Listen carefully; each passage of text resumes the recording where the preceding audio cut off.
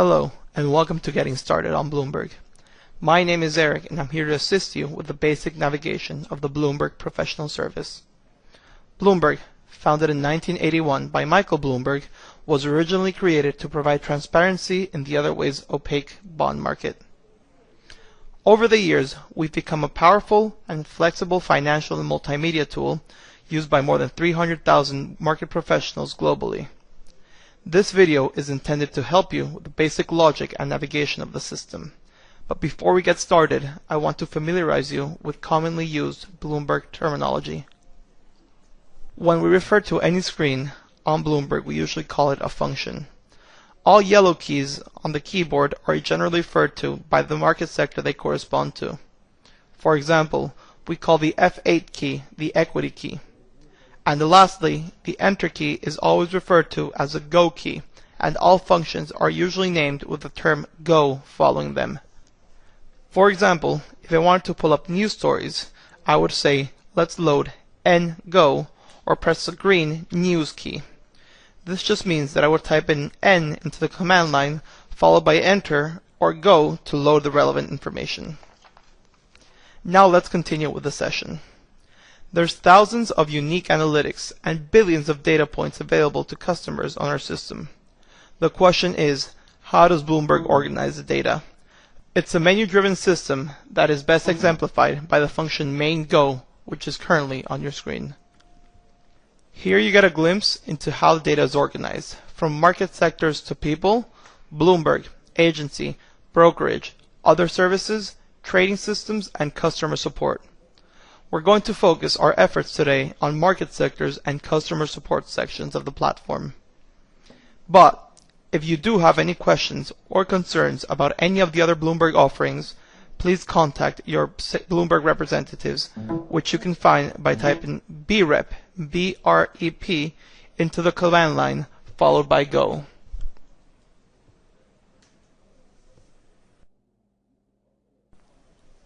Now, to truly understand navigation, we need to start with the keyboard. And although it is multicolored, it is a normal functioning keyboard. When used in concert with Bloomberg Professional Service, it's a very, very powerful guide. Now, the best analogy to use when thinking about the keyboard is that of a stoplight with red, yellow, and green keys. Now, the red keys, which are found on the upper right hand and upper left hand corner of your keyboard, are the stop keys.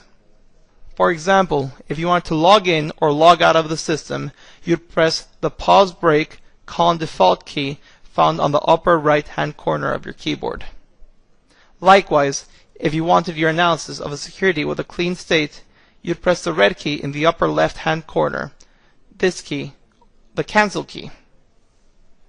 This key also has another function, is that it's to provide you with direct access to your account manager or product manager. For example, when I press the escape key, I do have the ability to click on my Bloomberg representatives, which will send a direct message, or I could call him at the number listed on this page. You'll also see 3 ways to contact Bloomberg support. The first is a 24/7 help desk to answer any questions you may have. The second option is to request a call from our technical support team. And the third is to see the number for our global customer support lines available 24/7 with over 45 local phone numbers. You'll also notice a series of yellow keys and green keys on the keyboard. The yellow keys are your market sector keys, and there's 12 of them in total. The F1 key is your log key, the F12 key is your portfolio key, and everything in between represents different asset classes. So, let's say you're interested in finding treasuries on the Bloomberg, but you weren't sure where to begin. I suggest looking under the F2 Government key. If I press Government followed by Go, it's going to load the Government menu. I can do the same thing for Corporates followed by Go, Mortgages with the F4 key, and so forth. You'll see the first link is going to be our SecF, our powerful security finder, which allows you to search for a particular security. Each one of these menus has a very similar feel and functions that are relevant to the market sector, and sub-menus that organize tools by functions. Now, this leads to my next point. There's 3 different ways to navigate the system. You can point and click, enter numbers into the command line, or run the mnemonic. Let's look at equities by pressing F8, our equity key, followed by Go. So, in this example, we're going to have a look at most active up and down equities. And you'll see that we have a submenu, Market Surveillance. We have our first option, which is a 4-letter code, MOST, which is for our most active securities. We could either click on this menu, or we can go to our command line and type in MOST followed by Go to run this function. Lastly, there's the green keys, which run along the top and the side of your keyboard. These are your action keys. For example, if I want to go directly to news stories or look at the inbox to see messages, you'd select the corresponding green key for that action. Additionally, there's two keys of particular importance to new users and old users alike. These are the menu key and the help key. The menu key, which can be found on the right side of your keyboard, will allow you to navigate between screens, and the help key, found on the upper left corner of the keyboard, does exactly what it says it does, provides users with help. We're going to start with the help key. Now, there are two primary functions of this key. It can be used as a user guide, and it also gives you the ability to access our help desk. Now, the user guide provides you with basic information on how to use that function. We currently have the most active securities on screen right now. Let's pretend we didn't really know what we were looking at.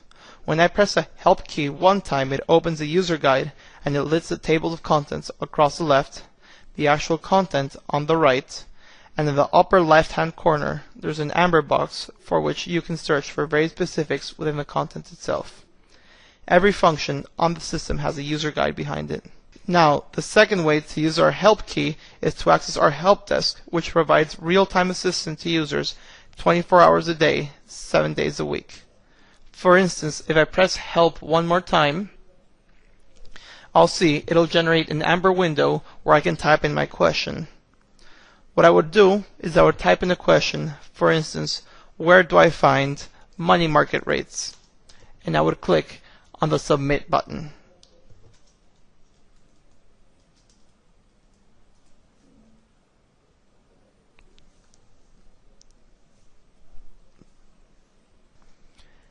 This would give you direct access to our help desk. It's a great resource when you have a question about functionality, you can't find what you're looking for on the system, or have questions related to the validity of the information provided. Now that we've covered the keyboard and the basic logic of the system, I'm going to provide you with a couple of tips that will make navigation a lot easier. Now suppose I want to pull up information on a single security, such as Google. Now, the easiest way to do that would be to type the ticker into the command line followed by the yellow market sector key. In this case, the equity key, F8, followed by the green Go key. So, GOOG for Google, followed by the F8 key, equity, followed by Go or Enter. When you load the security, you provide you with a quote line which displays the different information for the stock. You'll also see across the top left we have the Analyze Equity Security menu, which corresponds to the underlying menu we see on the screen. Across the top right, you'll also see other options on this quote line, including a star to mark our favorites, an export button to take this information out of the terminal, and the ability to add notes, our gear icon for any settings, and the question mark, which is a direct link to help on the page. Additionally, we break down the data into different submenus, listing the most commonly used functions on the main page. This would hold true for bonds, commodities, indices, currencies, etc., etc. Now, let's say you didn't know the ticker of a particular company you were looking for. The longer, more elaborate method would be to type the ticker into the command line and press the help key one time. In this case, we'll type in Google followed by the help key. This takes you to the Bloomberg internal search engine. Here you will find 23 categories from which to choose, and we've also sorted the results on relevancy. You'll see that all the categories are listed on the left and the number of results for them in white. Autocomplete is an incredible search engine on the Bloomberg. You simply start typing and autocomplete displays securities, functions, and a whole lot more. It learns from you so that the most relevant choices are displayed. And the more you type, the further it narrows down your choice. Now, to turn on this tool, the first thing you're going to do is go to the gray toolbar on the upper right corner under the gear icon. We're going to click on that and we're going to drag our mouse down to the command line and we're going to drag it over to autocomplete and set it to auto. Now, this is a great tool for you to find anything on the system. Again, we could look for interest rates, or we can look at all functionality that has to do with interest rates at the top, and we can look at securities that have to do with interest rates at the bottom. Now, I'm going to end the session today with 4 broad market franchise applications, 4 single security tools that you need to know, the message system, as well as where you can find some cheat sheets on the Bloomberg. The first of the 4 franchise applications is the top news, or pressing the news key. This will display a headline of today's top stories. These are typically important headlines affecting today's business, selected by our editors and arranged in order of significance. It's important to note that any of these stories with a white circle with a B indicate that the story is a Bloomberg exclusive story. The second function I want to talk to you about today is our economic calendar, or EcoGo.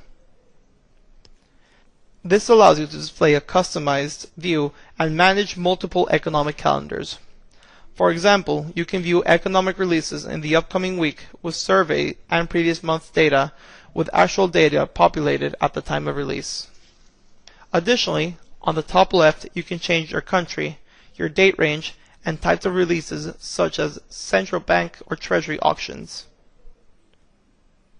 So, all of these amber fields can be customized. You can use the yellow field to change your date range, you can use the yellow field to change your calendar type, etc., etc. Something else to note here is that everything in white means that those numbers are coming out today, and everything in amber moving forward will give you the information for future dates. The next function I want to talk to you about is the World Equity Indices, or WEI-GO. This allows you to compare indices against one another and determine current and historical performance levels. You can use a comparative analysis to determine investment opportunities and how market changes in global markets may affect the stock in your portfolio. Again, we would pull WEI-GO to pull that functionality. Lastly, I want to show you how you can find economic statistics on Bloomberg. By typing ECST into the command line followed by GO, it's going to pull up the World Economic Statistics to display current and historical economic statistic for a selected nation. You can use ECST to analyze trends in economic statistics using links to historical graph applications, description pages, and news. Those are 4 of the most important functions you will probably use with respect to broad market analysis. On the single security front, there's 4 tools you should also be very aware of. We're going to again go back to our previous example of Google by typing GOOG equity. Now, if we want to pull up any of these 4 securities, we would need to make sure that we have Google loaded across the top as we do on the gray indicator bar. You can type in DES, which is the second option on our menu, to view the company description. This will show us an overview of the company, including price, earnings, corporate info, as well as the short descriptive information across the top. The second tool I want to talk to you about with respect to historical security analysis is historical pricing. This function would be HP-GO. This tool will display a table of historical prices, values, along with a summary of high, low, and average prices for a selected security. The next function I want to bring up to your attention is graphical price, or GP-GO. This allows you to graph historical closing prices for a selected security. To do so, you would press GP followed by Go, and this will bring up the graph. You'll notice that we have a series of yellow fields which can be customized, including the underlying security, the dates, the price we're looking at, and across the gray tab on the graph, you'll see we can adjust to either 1 year, year to date, 5 years, or even the max amount of information available. We can also change the periodicity from daily to weekly, monthly, and so forth. The last tool that I want to talk to you about on the single security front is Company News. The function is CN followed by Go. Company News displays a news page which provides you with relevant news on a single security listed chronologically with the 3 most significant stories highlighted across the top of the screen. Again, to load this, you would type in CN followed by Go. Now, for some tips and tricks, all of the aforementioned functions can be found under Cheat. That's CHEAT followed by Go, which is a homepage for Bloomberg cheat sheets, which are broken down by asset class, market sector, and user role. We can click on Getting Started, and we'll get a screen listing the available documents in different languages, which will have the basic functionality listed in the PDF file, which we can print for our records. Finally, I want to go over the message system. The message system is a powerful tool on Bloomberg, which you can access by pressing the message key on your keyboard.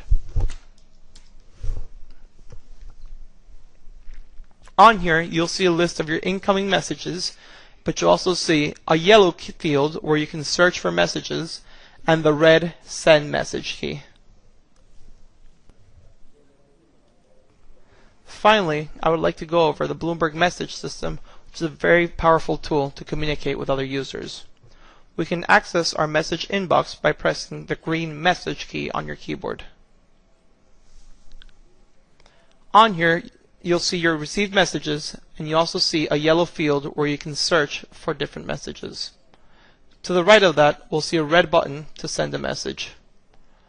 On the To line, you'll have the option to either type in an email address, or you can search for any Bloomberg user by typing their name and pressing Go.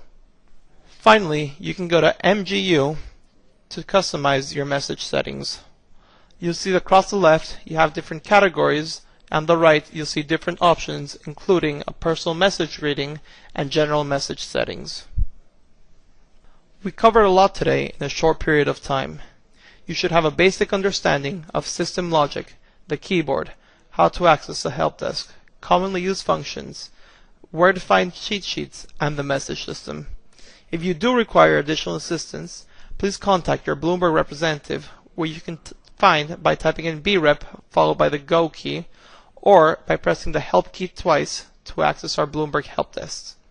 Thanks again for using Bloomberg.